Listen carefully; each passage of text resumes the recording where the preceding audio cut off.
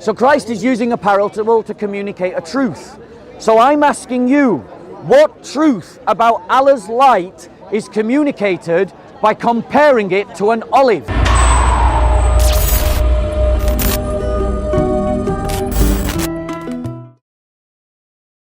So I'm going to explain his point, and then I'm going to answer his point. Yeah? But try and listen. Now notice he's lost all control now. He's lost all self-control. Lost all self-control. He's lost all sinful control. Thank you very much. Right? So now, bro, you asked a question, you're not going to listen to the answer. So the point. All right, thank you very much, mate. So the point that we're talking about. All right, thank you. The point that we're talking about is that this brother is trying to argue that the New Testament doesn't teach that salvation is for the whole of the world. I'm going to invite you for and I've just shown. Will you stop interrupting? Please stop being rude. Stop being rude. So he's lost all self-control. So the passage that I showed him was that our vision of heaven includes the whole of humanity. And then he quoted a passage that talks about a specific group. And what he didn't realize is that the passage he quoted is a subcategory of a larger group that I was demonstrating. And the subcategory that I quoted is this one in Revelations 5, 9 to 10. Listen, you are worthy to take the scroll and to open its seals, for you were slaughtered, and for your blood you ransomed for God saints from every tribe and language and people and nation. Now, does that include the world or not? Yes, it does. There you go. You see, this is a guy with a brain. That guy not thinking. He's just repeating a script. Now, I want to talk to you about something. Separate topic. New topic. The topic. What was your good name? The topic, Bob. What was your good name? Bob. What's your good name? Bob. Bob, honestly, I will invite you for a cup of tea. Thank you. Let's do that. Great. But honestly, and we have a proper debate. Which book which actually give you a salvation? The Bible or this book? Great. You have no Let's do salvation in the that. Bible. Let's do that. Promise. Fantastic. We can have So, six. here's the question that I want to ask you. All right, sit down. Okay? In the Quran, in Surah 24. By the way, disclaimer, I may not have the answer to this, so... Fine. You know and I know that Allah can't be compared to anything in His creation. Agreed? Do we all agree He's... Well, just say it for the... Yes or no? Can Allah be compared to His creation? It depends. Depends on what? Because the attributes of Allah... Yeah. You hold it. The attributes of Allah can be found in the world again. But the essence of God can't be compared to anything. You hold. Oh, sure. So yeah, for example, Ar-Rahman, Ar-Rahim. Not Rahim, but Rahma, for example. Yep. Someone can be merciful. Yep. Someone can be just, you know. Yep. So in that sense, you can compare... mirroring God in that sense. So are you saying that what we can think of or imagine is like Allah? No, No. Anything Abu Bakr says, anything that you think Allah is not. Did you hear that? Anything you think Allah is not. But what is it though? Right. No, but it's very nuanced. Okay, so you have to ask me what do you mean by that? No, I don't. Well, then you don't understand. I don't need to ask that question. No, but then you don't understand. Need to dictate my questions. No, because you know why? Because you're going to make a grave mistake now. So you can correct me. Well, you have just said that what you think Allah is, He is not. Yeah, but what does that mean? What does that mean? And when I said... No, what does that mean? What do you understand by that? Shall we do this interrupting, shouting thing? No, we're having a conversation. We're having a conversation. I'm asking you, I We're made a statement. We're going to do a conversation. No, but you're right, let's controlling. Time it. You're controlling the conversation. Let's time it. We're going to time it. You're controlling the I'm conversation. going to give you control. I'm going to give you 3 minutes. I'm asking you. Okay. Since you asked me a question, so you can explain it. There you go. Okay. When you're ready. Please ask me a question. Are you ready? No, he's not ready yet. When you're ready, you explain it. This is too formal. But 3 minutes. Go on. Since you've asked me, I've asked you, what do you understand by that statement? You've got 3 minutes. Yeah. What do you understand by that statement? No, I'm asking you. No, explain it. No, I'm not doing this. Thank you. You're not controlling the conversation here, my bro. We're having a normal conversation. I told you before, I like talking to you, but when we do this theatre, I don't like this theatre. We can have a normal conversation, man to man, trying to determine the truth. We don't have to do this theatre thing. So when you said that Allah can't be compared to anything in His creation, and Abu Bakr said Anything you think Allah is, Allah isn't. Yeah. So I want you to answer me this question. Sure. In the Quran, it says, Allah is the light of the heavens and the earth. The parable of his light, as it were, is as if there were a niche and within it a lamp, and the lamp enclosed in glass, and the glass, as it were, a brilliant star. What does the word glass and star mean in that verse? I'm gonna have to look. I don't know. I'm gonna have to look. I'm gonna have to read the tafsir. I know of the verse, but I can't explain to you. Can you pull the tafsir up? Does anyone have the internet on my phone? Okay, so let's just go off your earlier statement. Your earlier statement was, what I can think of or imagine is not Allah. So, everything that I think of as glass as being is not Allah, agreed? Yeah, but are you assuming, so you know that verse that you just read? Yeah. Are you taking this verse literal? So that's a literal thing. So you think that Allah is literally glass or the star, or is this a parable? So Allah says also in the Quran, Allah it's a parable. Allah also says in the Quran, He's not afraid to use parables. Yeah. He uses parables as a tool of communication. Yep. Because He has to speak in a language that we understand. Brilliant. But when Abu Bakr says anything that Allah is, you think Allah is not. Yep. What he meant by that statement is that essentially you cannot grasp God. Anyone would agree with that. Okay, so let us address Did this you point. understand what I said? I understood what you said. Okay. So what we've got here is the brother has just said that Allah uses parables to communicate, which means that glass should mean something, star should mean something, that a blessed tree should mean something, and an olive should mean something. So great. And it says that the Quran explains everything in detail. So I want to know, when Allah in this parable is comparing himself, that's one of his attributes, light, to a glass, a niche, a star, a tree, an olive. What does an olive mean in this parable? Tell me. Because here's my contention to you. If, as you have said, and you have confirmed, that Allah is not like anything in his creation, then these words are meaningless, and you just said that he uses parables to communicate, so this communication is meaningless. What is a parable? A parable is a picture metaphor that communicates the truth. Jesus used them all the time. So what's the problem with that? So the problem is, I'll do a comparison. When we compare Jesus' parables, he used parables all the time about himself. The unjust judge, for instance, is a parable telling us that we should be persistent in prayer, like the widow that constantly barraged the unjust judge. Because even though he didn't care about right and wrong, because she would not stop wearing him out, he granted her request. So 1 second, you asked me a question, I'm answering it.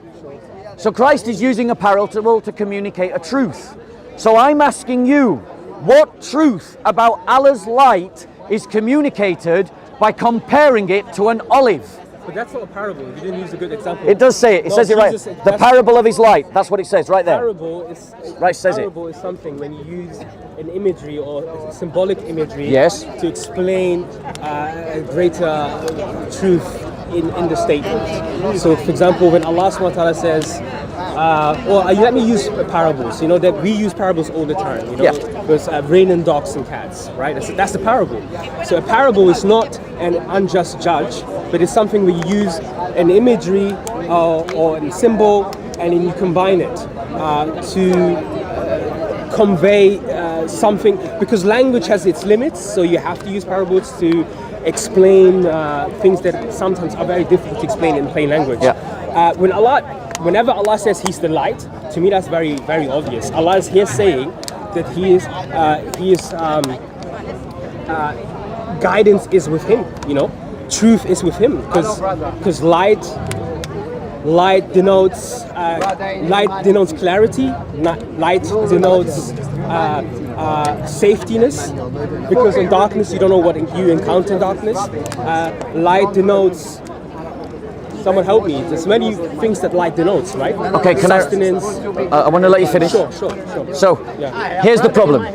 You said that this is a bad example because it's not a parable. No, not this. 1 second. It literally says the parable of his light is as if there were a niche and within it a lamp, the lamp enclosed in glass. The glass as it were a brilliant star, lit from a blessed tree. An olive, neither of the east nor the west. So, let me finish. So it is a parable. No, not that. No, that's exactly what we're talking about. 1 second. And the parable compares Allah's light to an olive. It says an olive. So I want to know what is being communicated by the word olive, especially in light of the fact that Abu Bakr says anything that you can think of as being Allah is not Allah.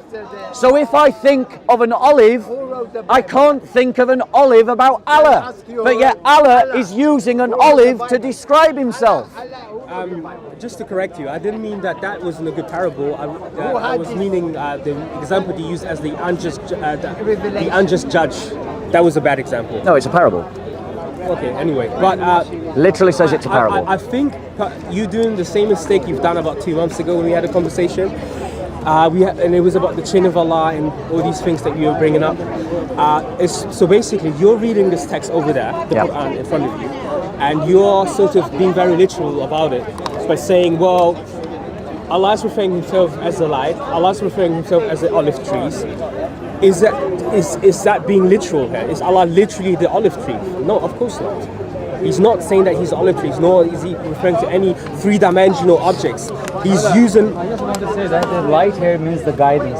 I've already said this. I already said that to him. So he's trying to make something which is not. No, it's already recorded. We said it already. We're just repeating. But what I'm trying to say is that he's again here. It's just using language to point at something greater in meaning. Okay, so you haven't actually answered my question, because I didn't ask about the light.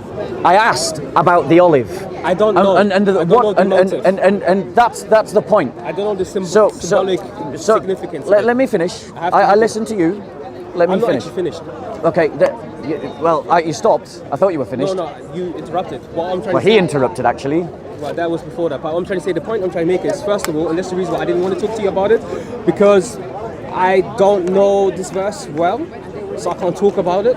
You've underlined it, done weeks of research, and you ambushed me, in a sense. So I can't really. That's fair. Yeah, so that's exactly what happened. So I can't really pay justice to this conversation, but I can look into it. And please come back next week. Yeah. But my point to you is this, right? If these words don't mean anything that we can think of or imagine, then these words are meaningless. Which means that if they don't have a point of reference that actually communicates something, then that means that what we're reading is Allah is the blaw of the heavens and the earth, and the parable of his blaw is as it were a blaw, and within it a blaw, the blaw enclosed in blaw, the blaw as it were a brilliant blaw, lit from a blaw, and a blaw. Blaw in English it's just like a blanket word. It doesn't mean anything. It means exactly what you want it to mean. I've never come across. Yeah, it just, if I say blah blah, it means you're not saying anything. Or if I say blah blah, it means you can fill those words in with whatever you want. So the point that I'm making to you is that within Islamic theology, there's a fundamental contradiction. It asserts one thing: Allah is not like anything that he created, whilst asserting another thing, that he has a light that is the parable of which is like a star, a lamp, a glass, an olive, a tree. And these things, you can't hold these two things in tension. These words have to mean something. Or, 1 second, so you either have to abandon the idea that these words can't mean what they reference, or you have to abandon the idea that this is clear guidance because it's using these words. Now, you used an Ash'ari defense. This idea that the light is a metaphor for something else. But right? Is it 1 second. Sorry. But as I understand it, you do evangelism with Ali Dawah. Ali Dawah is a Salafi, and he would assert that the light is a real thing, not a metaphor, not to be communicated as being something else, but simply something that we can't explain. That's the worst. So which are you, Ash'ari or Salafi? I don't know. I'm not like neither, to be honest. Fair enough. Yeah, but let me tell you something, right?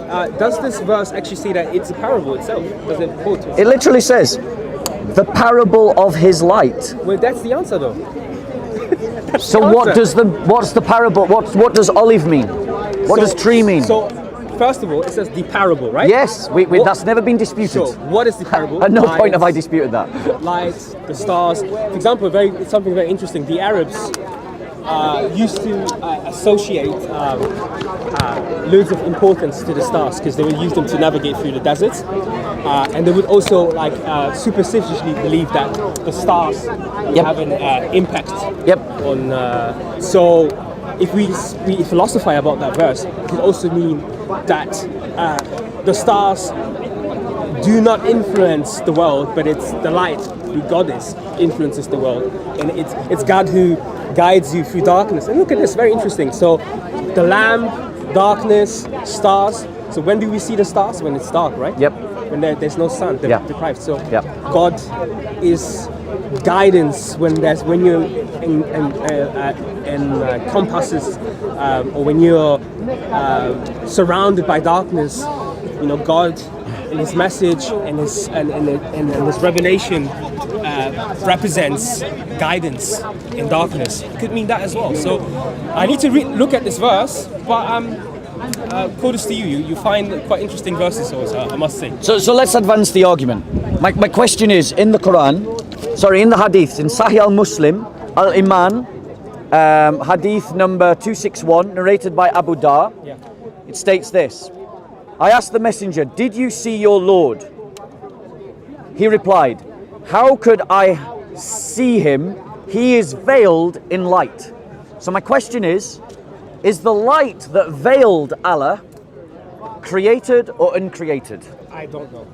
I can't answer that question. Okay. I can't answer that question. I don't know. How? Let me ask you another question. Does this not suggest doesn't this suggest in any way that we play it that either one attribute of Allah can restrict another attribute of Allah, or that something that Allah creates can restrict His attribute?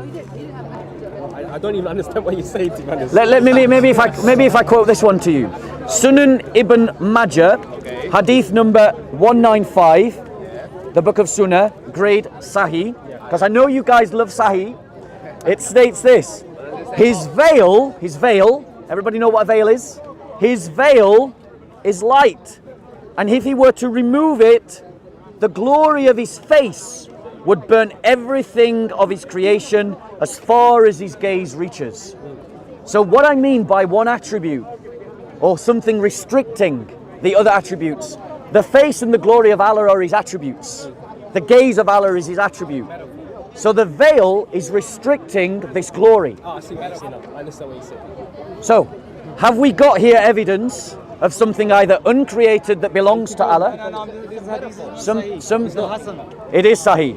It is Sahih. The thing is, different scholars have different opinions about which hadiths to believe in. No, I'm not lying. It's Sahih. It's Sahih. The thing, right? Why are you joke? No, it is Sahih. The reality is, because different scholars. One second. Do different scholars give different gradings to different hadiths? Yes, they do. Did you all hear that? Different scholars give different grading to different hadiths. So he believes in his scholar, and the two scholars may disagree about which. Bro, he already has said that they do that. Who says Sahih? Which scholar says Sahih? Bro, he's already given the fact. Hassan is still acceptable. Thank you. So even if it's Hassan, which is his grading of his scholar. One second. You can pull it up on the internet, I'll give you the reference. So the reality is that we've got a hadith that is talking about the attributes of Allah being restricted by something. Bro, I'll be honest with you, this is way above my weight. Pay grade. Yeah, I can't answer this. You need to ask Ali Dawah for a rise. I don't even think he can answer this, but I'm going to have to go in. Okay, it's very nice talking to you. Thanks, man. Have I given you a book? You have before, yeah. I would like to give you another book because there's a pleasant conversation, and I like to have a pleasant conversation with people. So let me give you. I'm going for a break after this, bro. And when Allah says His light, Allah's light means guidance. If you follow His light, you will be guided. Oh, what am I doing? That doesn't mean that light is Allah. That's exactly. Many places Allah will give the light in darkness for you to be guided. So He's just trying to make that light means Allah. No, His light means His just guidance. There you That's go. what it is. Oh, actually, let me get you a different one. Complicated, Sorry. but they are not. So There you go. Allah is not comparing his attributes. You look after yourself. That was a really pleasant conversation. Thank you very Comparing much. his light. If you follow his light, you will be guided. And Allah is comparing his light with that particular light, which come from that lamp. In that lamp, there's oil come from a particular tree, which is an olive tree. It's talking about if you have that leaf, a bright glass leaf with that particular oil, and the light comes out of that in the darkness, how beautiful that light is. This is how Allah's light, which is guidance, is so beautiful that will guide you in your darknesses. So the light This is what it means. It's all talking about that Did you stick that bottle oil. in the back? That oil comes from that particular tree. That particular tree is an olive tree, and in that niche, which is a beautiful glass, in that glass, when you light, you see that light in the darkness. How beautiful that light is. This is how Allah's light, which guide people in their darknesses. This is how beautiful Allah's guidance is. That's what it all means. It doesn't mean that Allah is that light. You get my point? Allah is not the light. The In light the is the same, guidance. I'll read you another verse. One second, because I'm actually going to go for a break. So, I've been talking all day, bro. That's fine. I've been talking all Just day. invited you. That's So why. but he Next time maybe. So maybe next time. Yeah. So the point that I've made, what you should understand about our brother here is that he's condemned by the other Muslims in the park as being a heretic Really? because he's a Mutasilite. I'm not. He believes in I'm a. not. You believe that the Quran is created or eternal? I don't say Mutasalites are wrong in any way. I don't say Shias are wrong in any way. I don't We've- say bro, Sufis are wrong in any way. We've got Mansoor, we've got the others challenging you on your beliefs. I'm a Muslim, Yeah. and I take wherever I find the truth. Doesn't matter where it come from. So if a Mutazalite says something right, I agree with Mutazalite on And that. do you believe this Quran was created? I believe the word of Allah is uncreated, but there's a time and space when the Quran was recited. Because Quran means the recital. So whenever it was recited, that's the beginning. So I said Quran has a beginning. So these words are created. Quran has a beginning. So these Quran- words are created. Sorry? These words are created. You know understanding what I'm saying. There was a time and place when the Quran was recited, because the Quran means something to be recited. Yeah. So that's why I say Quran has a beginning. That's why I say. Is this created? If something has beginning, What of do you mean course. by created? Because As in it had a beginning. When Allah spoke, actually you're changing the topic right now. Well, because Let's do that. you jumped into a conversation, and He I'm going on a invited me. break. He just invited me. Yeah. Well, Invited I'm going to stop, bro, because No I've been problem, no talking problem. since whatever Anytime, time I arrived. anytime, I'm going to go for a break. anytime, no problem. We'll talk again. No problem. Okay. Thank you, Abbas. We'll do a quick wrap up for the previous. Yeah, let's do a quick wrap up. Right, what happened there, Bob? So we spoke about a surah in the Quran and hadiths that are sahih. And this surah in the Quran talks about Allah's light. And it gives a parable that compares an attribute of Allah to things that are created, such as a lamp, a star, a tree, an olive. But Muslims believe that nothing that you can think of about Allah is Allah. So therefore, these words can't mean what you imagine them to mean, which means that they don't mean anything at all. But the Quran says that it's clear guidance. We also read a hadith that says that Allah's attributes were restricted by something that he has either created or by another one of his attributes, the veil of Allah, the light of Allah, that restricts the glory of his face.